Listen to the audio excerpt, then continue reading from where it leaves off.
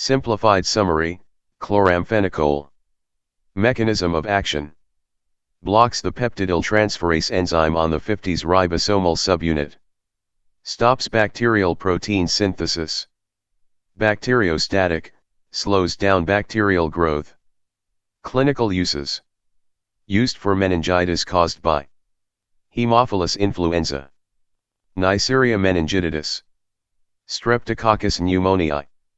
Also used for rickettsial diseases like Rocky Mountain spotted fever. Not commonly used in wealthy countries due to toxicity, but still used in developing countries due to low cost. Side effects: anemia, depends on dose. Aplastic anemia, not related to dose, can be fatal. Gray baby syndrome, occurs in premature babies because they lack liver enzymes to break down the drug. Resistance mechanism: bacteria can make an acetyltransferase enzyme, via plasmid, that inactivates chloramphenicol. USMLE Question 1, Clinical use and side effects. A 3-week-old premature infant is treated with chloramphenicol for meningitis. Soon after, the baby develops vomiting, gray skin color, low blood pressure, and poor feeding. What is the most likely cause of these symptoms? A. Liver failure due to drug overdose. B. Toxic accumulation due to enzyme deficiency. C. Hypersensitivity reaction.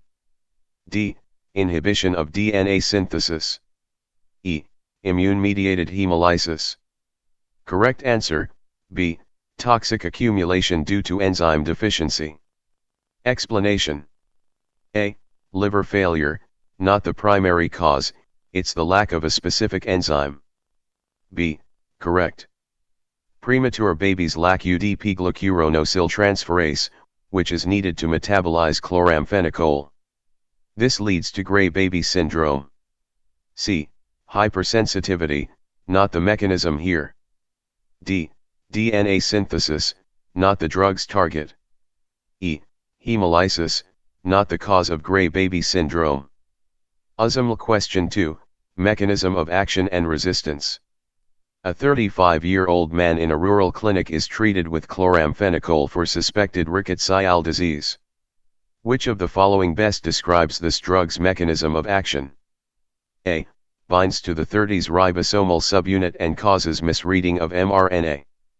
B. Inhibits cell wall synthesis by binding penicillin-binding proteins. C. Blocks peptidyl transferase activity on the 50s ribosomal subunit. D. Inhibits bacterial DNA gyrase. E. Interferes with folic acid synthesis. Correct answer, C.